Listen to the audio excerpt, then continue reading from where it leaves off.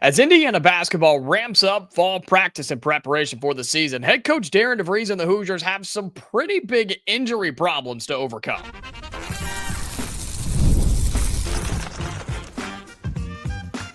You are Locked On Hoosiers, your daily podcast on the Indiana Hoosiers. Part of the Locked On Podcast Network, your team every day. Welcome, and it is the Locked On Hoosiers podcast. I'm your man, Jacob Goins. I appreciate you being here, making this your first listen or your first watch every single day. We are part of the Locked On Podcast Network, which is your team every day. Today's episode of Locked On Hoosiers is brought to you by FanDuel. Right now, new customers can bet just $5, and if your bet wins, you'll get $300 in bonus bets to use across the app. Download the app today. Well, we got a lot to cover on today's episode. We'll talk about a Big Ten race that is wide open right now in college football and how the Hoosiers are right in the mix of it and can find themselves in the Big Ten championship game and also in the college football playoff. Plus, speaking of a Big Ten title, we now know the betting odds from our friends at FanDuel about basketball Big Ten title odds. And while the Hoosiers may not be at the top, you will want to stick around and see where they stand and how they could kind of improve on their odds before the beginning of the season. But maybe those odds are because the Hoosiers have some big time injury problems, which is where we start today's episode. As fall practice really begins to go, or I don't know, fall practice is the way to describe it, but just preseason practice, right? You're now flipping the month into October, today being the first day of the month. And you have exhibition games in just a couple of weeks. Heck, you've got some events coming up this week for your fans, and 5 of your players aren't practicing at the moment.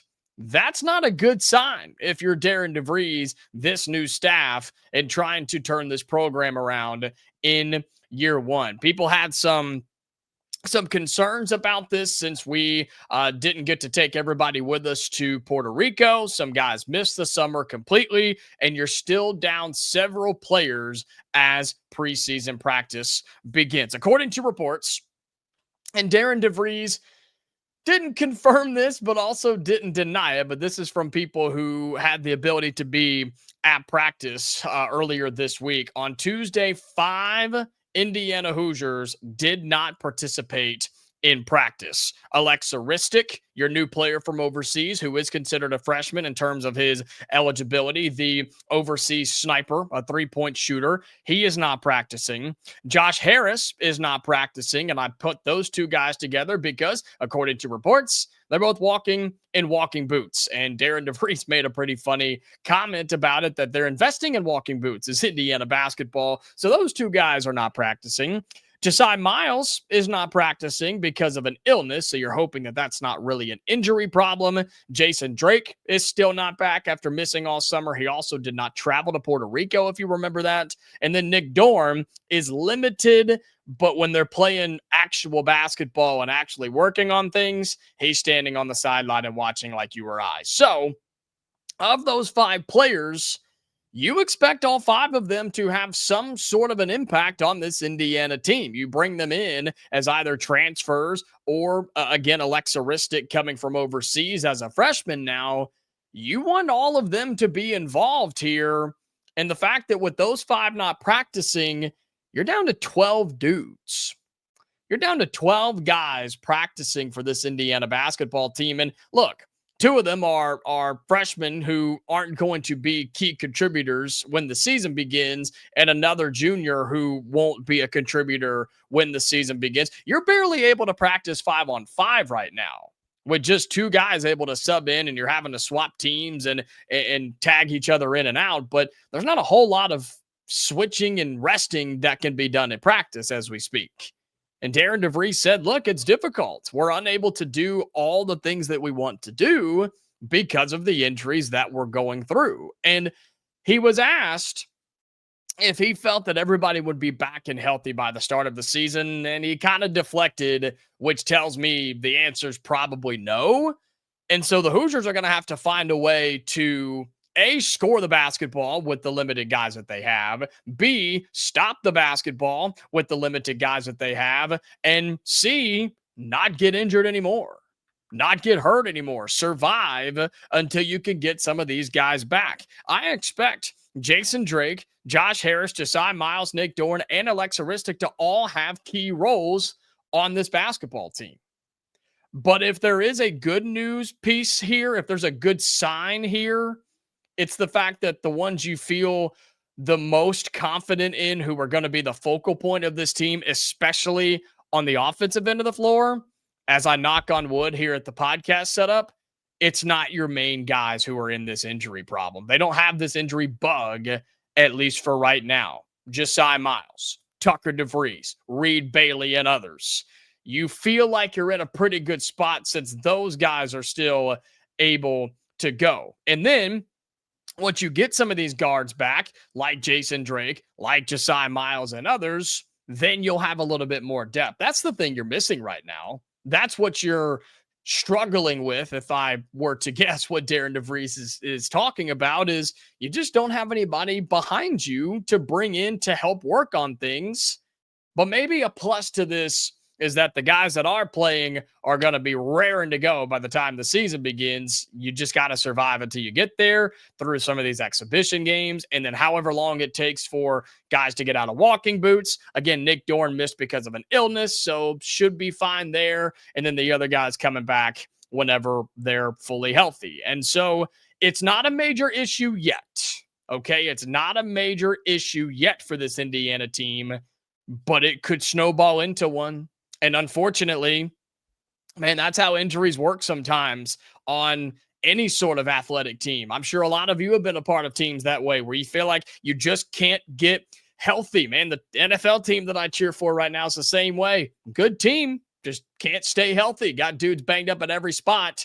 That's how this Indiana team is right now.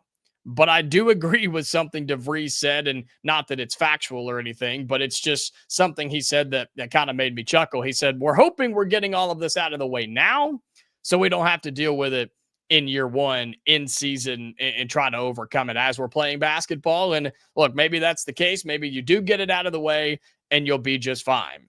It's not a good thing, but it's not a major issue just yet.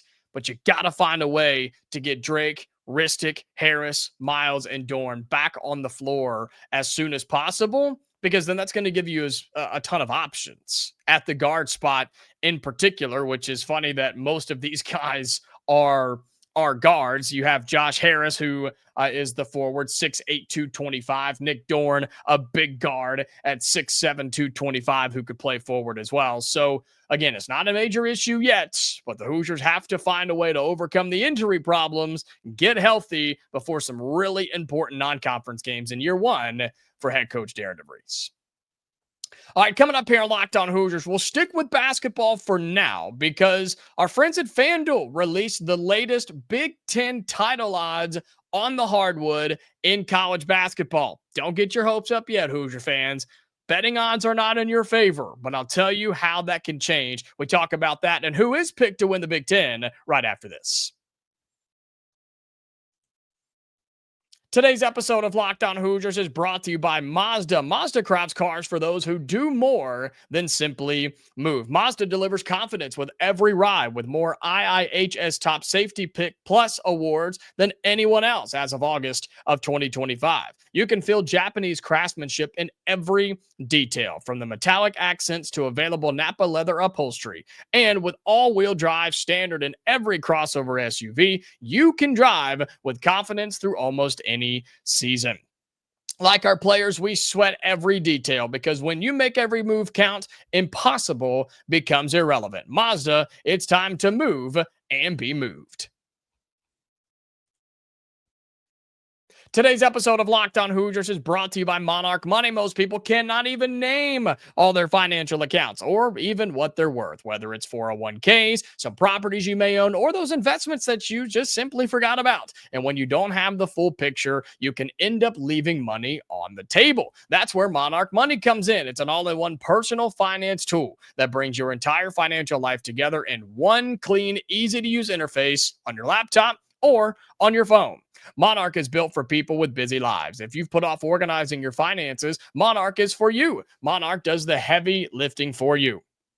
You can link all of your accounts in minutes, see clear data visuals, get smart categorization of your spending, and finally feel in control of your money without ever touching a spreadsheet. I love just how simple it is. It talks about pulling all of your accounts and putting it in one spot. It's true.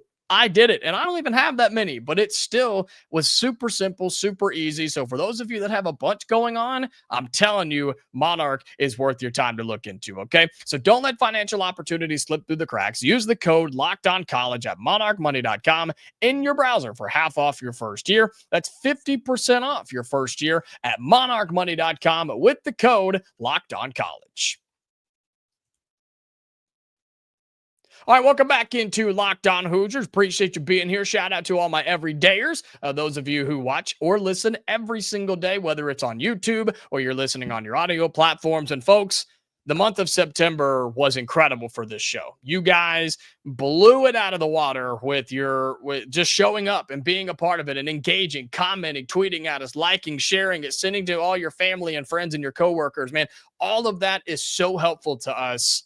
And so thank you for doing that. It really does matter. And I appreciate it more than you know. And so for those of you who are listening on your audio platforms, right? Your Spotify's or your Amazons or Apple or however you listen to it. Thank you for doing that. And thank you for turning on those notifications and sending it to people that don't already listen. If you have an Indiana fan in your life and they're not listening to this show, they need to, because we post 5 days a week, folks, Monday through Friday, plus bonus episodes throughout the week, going live on the weekends. We do all sorts of stuff here at Locked On Hoosiers. So make sure that you are following and have those notifications turned on. And if you're on YouTube, it's simple. Like the video, comment your thoughts down below, and hit subscribe if you haven't already. Those things help us out tremendously, and we really appreciate you taking the time to do it. All right, so we continue on talking some Indiana basketball, and our friends over at FanDuel, who we've worked with forever here at the Locked On Podcast Network, they released their latest betting odds for the conference championship winners in college basketball. For all the major conferences, I still consider it the P5 in college basketball. I used to consider it the P6. Now it's the P5 because of the Pac-12, RIP. And in college football, we call it the P4, right? But in college basketball, it's the P5 because the Big East deserves every ounce of respect that it gets, and then some, in my opinion. And so they released their betting odds for the Big Ten, and that's what we'll focus on today. I'll tell you just really quickly, UConn, the betting favorite in the Big East, Houston, the betting favorite in the Big 12, Florida, the defending national champions, are the betting favorite in the SEC. Duke is the betting favorite in the ACC, Louisville right on their tail. And then we get to the Big Ten, and that's what we're going to talk about today here on the show, is the betting odds to win the Big Ten Conference in college basketball. And I told you before we went to break, if you're an Indiana fan, which most of you listening are, do not get your hopes up, okay? Indiana's betting odds are not all that great, and you're probably not going to be happy with where the Hoosiers stand, all right? It is quicker to get to Indiana to work from the bottom and go up, okay? Penn State has the worst betting odds. Northwestern's down there. Minnesota is down there. They're all tied at plus 20,000 odds. Okay, you can find all these at FanDuel.com. You then work your way up, again, from the bottom to the top. Penn State, Northwestern, Minnesota, all tied for the worst odds in the conference. Some of the worst odds in P5, okay? Then you have Nebraska, Maryland, Washington, and then there's Indiana. Your Hoosiers at plus 3,500 to win the Big Ten regular season championship. Okay, that is important. The Big Ten regular season championship, which in my opinion is the only one that truly should matter, but that's not how college basketball works, but it is what it is. So if you're keeping count at home, 1, 2, 3, 4, 5, 6, 7th worst odds in the Big Ten to win the regular season title. Now, some of you may say, well, there's no chance we win the title, so why are we talking about this? And I hear you. I absolutely do. Nobody's asking for Indiana to win the Big Ten in year one under Darian Devries. But what we are asking for is for this team to compete. for this team to go out and beat some of those teams that are below you in the betting odds and start consistently beating Penn State and Minnesota and Nebraska again in college basketball. That's not a crazy ask here, right? That's not something that I pulled out of space and said, hey, man, can you go undefeated and win every game by 35 points and just have the best players at every position and just be the greatest thing we've seen since the Dream Team? That's not what I'm asking here. We're simply saying, hey, get back to what Indiana basketball does. Get back to having more talent than Penn State and beating Penn State and the teams that you are better than on your schedule.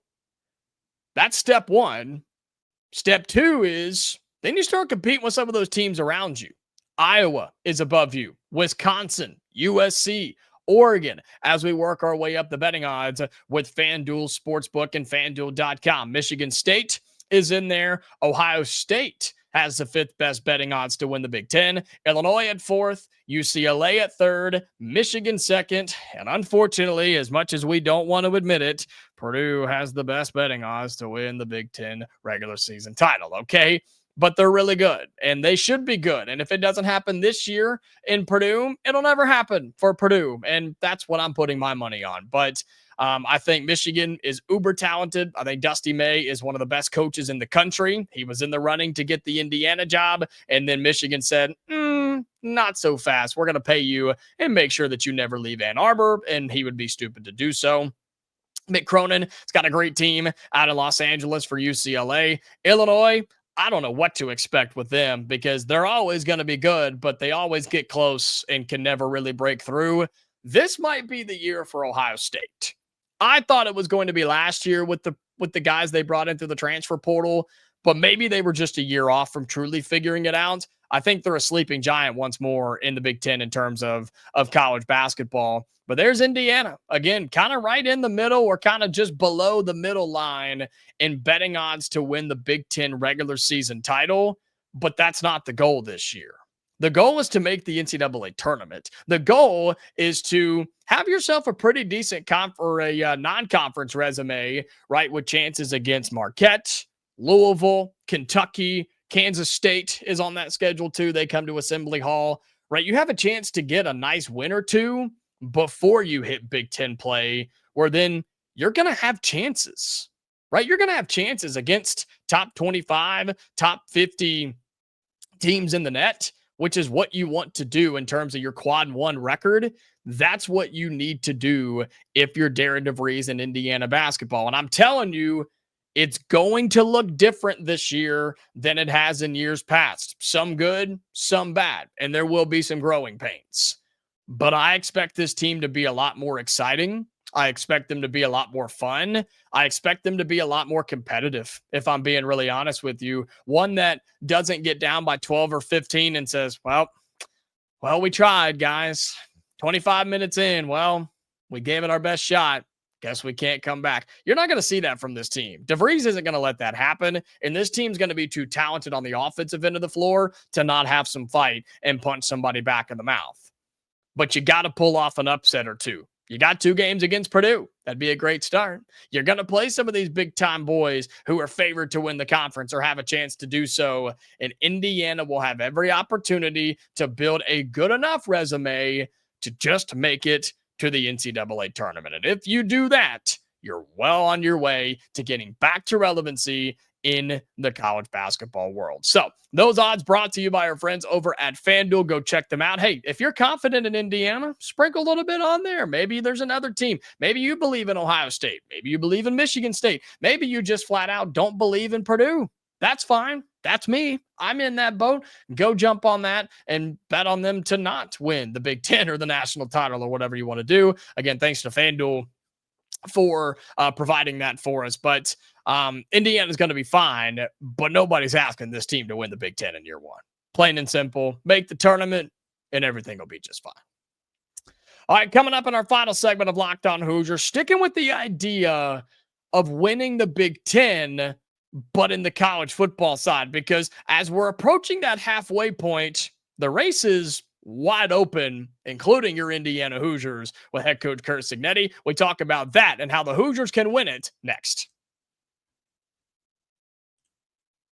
Hey, speaking of FanDuel, that's who today's episode is brought to you by, because the NFL season is here and FanDuel has an offer you don't want to miss. Right now, new customers can bet just $5 and get $300 in bonus bets if you win. That's right. Pick a bet, put down $5, and if it hits, you'll unlock $300 in bonus bets to use across the app. For me, I love Thursday Night Football. You got a game coming up tomorrow, and you can take advantage of it. Make it a little bit more interesting if you bet on a team or a spread or a player or a couple of players, couple of teams. If you want to loop in some college football on Saturday or more NFL on Sunday as well, you can do all of that right now with our friends at FanDuel. So what are you waiting for? Visit FanDuel.com to download the FanDuel app today and get started at FanDuel.com.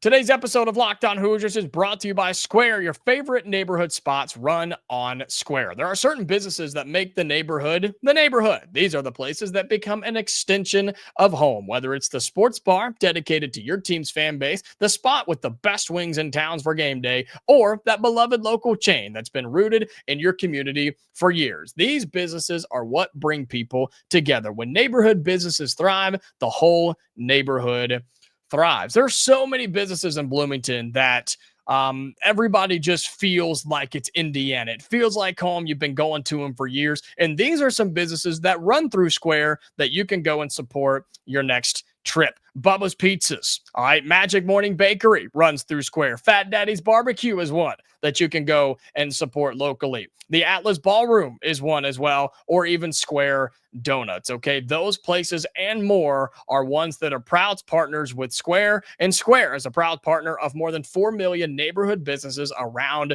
the world. You can go to square.com/go/lockedoncollege to learn more. But before you do, go support those local spots in your neighborhood. You'll be happy that you did. Square, see you in the neighborhood.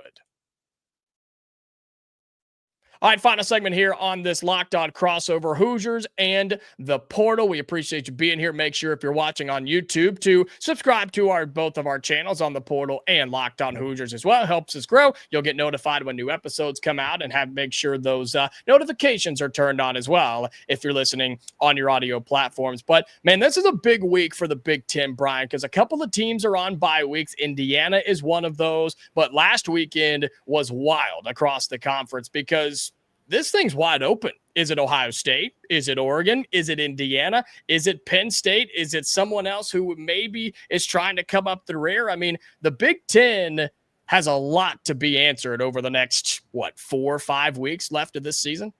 I would imagine that Indiana is one of the flies in the ointment because they play Penn State and Oregon. They don't play Ohio State this year. They don't play Michigan. Right. Already got Iowa out of the way. They got Illinois out of the way. Jacob, besides the obvious, the Oregon game and the Penn State game, who would you say is their next most difficult Big Ten opponent before? It's not Purdue. I know that. No, it's not. Which, look, Purdue's look better. Purdue has looked better, and I'll give Barry Odom credit. I've already seen his name on different coaching boards for other places. So maybe Purdue found them a good coach. But beginning of the season, I thought it would be Wisconsin, right? Just because of the name and the brand and the logo and everything. But that's clearly not the case. Taking out the Oregon and Penn State game, am I crazy to say the road game at Maryland? Am I crazy to say that game doesn't look as easy as it used to because of what Malik Washington has done to this point? 8 touchdowns, just 1 interception. They're coming off a bye week. Is Maryland. Now, they'll play Washington, Nebraska, and UCLA before they play Indiana, so they may be humbled a little bit, but that would be my answer, is Maryland on the road is probably the remaining toughest game outside of Oregon, Penn State. Malik Washington, for people that don't know, was a 5-star borderline recruit. He's a kid from the DC area. He can spin it. Yes, he can. I saw him at the Under Armour event. He's really legit. Mm-hmm. But it's still Maryland. They usually don't have a ton of depth. I like Indiana there. If they can just somehow split the Penn State-Oregon situation, you're 11-1 in my opinion. Yeah. But can you get in? Can you get in by what happens if you lose both of those, right? Because you're going to be underdogs. Indiana will not be favored against Oregon or Penn State. So with what you've done up to this point, and if they take care of the UCLAs and the the Michigan States and the Purdue's on their schedule, can Indiana still lose both of those games and make it to the college football playoff, in your opinion? They would obviously be in the range. The pulse on them is a little different this year because A, what they did to Illinois, B, it's going to depend on how they look they can't go to Oregon and lose 24-3. That's fair. Yeah. You have to be in the game in the fourth quarter in both games, and you really need to win one of the two. But if they don't, then you're putting yourself up for the question, okay, who'd they beat? You know what I mean? And they didn't do well when they played Notre Dame last year. Ironically, they might be competing for that last spot with Notre Dame again, who's going to have probably less of a resume that could finish 10-2. Their schedule's falling apart. And yet they're still going to get in, Brian. They're still going to get in because of their logo. I don't. Their schedule is really bad. They're pretty good. It's bad. But that's another conversation. The point is, there's a bunch of teams going to finish 9-3, 10-2. If there's a really good 9-3 SEC team with the right logo, let's say it's Alabama or let's say it's Georgia, that's a problem. They're not going to let Alabama slide 9-3 2 years in a row. And I don't think Alabama's going to lose more than one more game anyway. But it needs to be somebody without the logo that's that 9-3 team. If it comes down to another 10-2 team, that's problematic as well if it's an SEC team. SEC is going to get a game favorite against almost anybody because it's just a deeper league. Top heavy for Big Ten is no doubt. The middle is way better in the SEC. So that's a subjective race. It really comes down to if you lose 31-30 at Penn State and 27-24 in Eugene, yeah, I think you get in. But if either one of those are just butt kickings, then it gets very dicey. You're down to, well, how did Texas look down the stretch? You can say what you want, but those advertisers want Bevo in the playoff. Yeah. Yeah. What they don't want Signetti in the playoff again. They don't want to put him on TV. He doesn't bring as much money as Steve Sarkisian in Texas, Brian. No, he does not. And I hate that that's the narrative, though, right? I hate that that's the conversation we have to have with the college football playoff, but it's no secret, right? It's the thing that drives everything. It's money. That's what drives the sports world is revenue. And Texas and Ohio State, those teams bring television, radio, journalism revenue, advertising revenue to the sport, to the college football playoff, to ESPN, to all the people involved here. And so what I'm hearing from you, and I think you're right, is Indiana doesn't want to leave this up to the committee. We talk about this in basketball all the time, right? My narrative in college basketball is don't go into conference championship week needing to win and leave it up to the committee to put you into the NCAA tournament. Sounds like that's what you're saying for Indiana football too. Don't leave it up to that college football playoff committee. In basketball, you want to get to about 22 wins. Pretty good chance you're going to be in at that point. But if you're at that 20 mark, that's flipping a coin, brother. It's flipping a coin. And in football, this year, if they win 10 games, it's goofy, but that means you probably lost to Oregon and Penn State. They're going to say, who'd you beat? You need to be an Illinois and Iowa fan the rest of this year. That's what I've told them too. That's what I've told Indiana fans. I said that Saturday night, cheer for Illinois, cheer for Iowa, and any team that you beat, cheer for them. You want them to be good because it makes your resume look better. They have to, because last year they got crapped on for they lost to Ohio State convincingly. Their schedule was weak. It's just how it fell, and they took advantage of it. The only game they won that was close to another was beating Michigan, but that wasn't a great Michigan team. Right. And everybody was yelling at them, but hey, they just played the teams that were in front of them. They smoked most of them. But now I think that's one of the reasons they hammered Illinois too. Signetti's never going to say that, but I think that's part of it. They know they've got to put the pedal to the metal against anybody they get a chance to. Leave no doubt. And I have no problem with that. It's the other team's job to stop you. Yeah. And it's not like Illinois doesn't have good coaches and players. They just beat the crap out of them. So I think they'll get in at 10-2 probably, but it's not a lock. Is there a team not named Ohio State, Oregon, Penn State, and Indiana outside that current top 4 that you have your eyes on, at least up to this point from last weekend and going into this weekend? Reminder of the games coming up this Saturday: Wisconsin at Michigan, Illinois at Purdue, Penn State at UCLA, Washington at Maryland. That's an interesting one after Washington came up short against Ohio State. Northwestern plays a non-conference game. Michigan State's at Nebraska, 2-3-1 teams, and Minnesota is in Ohio State. But a team outside the top 4 you have your eyes on right now. I thought it was going to be USC, and then they got punched in the mouth by Illinois. Lincoln Riley's teams just aren't physical enough. They've improved the roster, and they're still just like they're insanely talented at the skill spots. For the love of mankind, Mekhi Lemon is amazing. Is he the best receiver in college football? Jeremiah Smith would be one, but best route runner. Yeah. He is nasty route runner. He just kills people. But nonetheless, that is a program that doesn't get it done. It's probably those 4.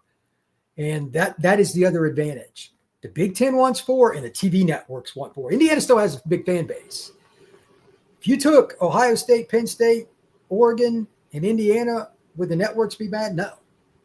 Yeah. I really don't think so, because they're still kind of a Cinderella, but it's also a big brand in terms of the conference.